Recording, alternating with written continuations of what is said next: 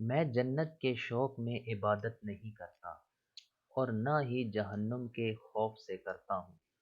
میں صرف اور صرف عبادت اس لیے کرتا ہوں کہ میرا رب عبادت کے لائق ہے۔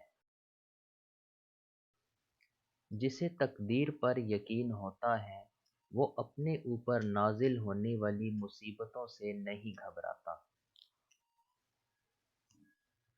دوستوں کے غم میں ہر حال میں شامل ہوا کرو، مگر خوشیوں میں تب جانا جب وہ تمہیں بلائیں۔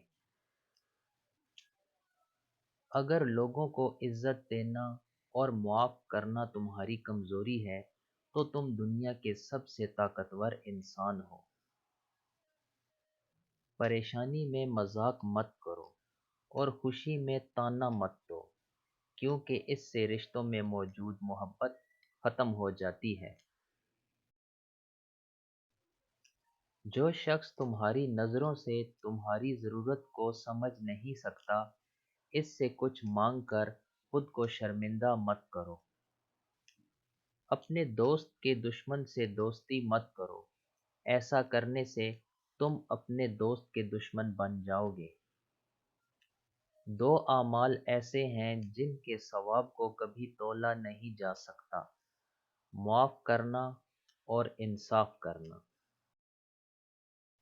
لوگوں کے عیبوں سے اس طرح غافل ہو جاؤ جس طرح تم سوتے وقت دنیا سے غافل ہو جاتے ہو۔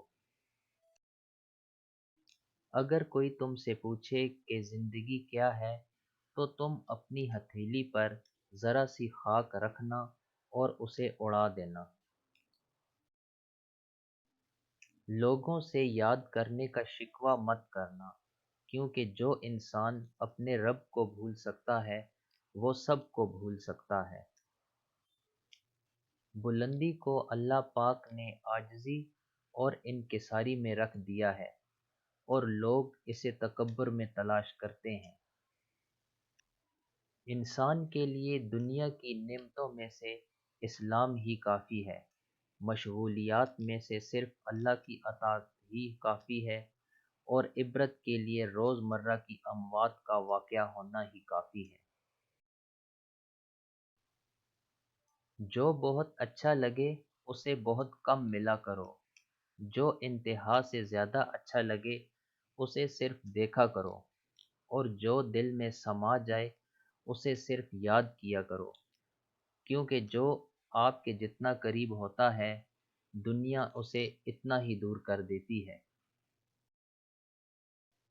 رزق کے پیچھے اپنا ایمان خراب مت کرو، کیونکہ رزق انسان کو ایسے تلاش کرتا ہے جیسے مرنے والے کو موت۔ کوشش کرو کہ تم دنیا میں رہو، دنیا تم میں نہ رہے، کیونکہ کشتی جب پانی میں رہتی ہے تو خوب تیرتی ہے، لیکن جب پانی کشتی میں آ جاتا ہے تو کشتی ڈوب جاتی ہے۔ کسی کے برا کہہ دینے سے نہ تو ہم برے ہو جاتے ہیں نہ اچھے۔ اپنی زبان سے ہر شخص اپنا ظرف دکھاتا ہے، دوسرے کا عکس نہیں۔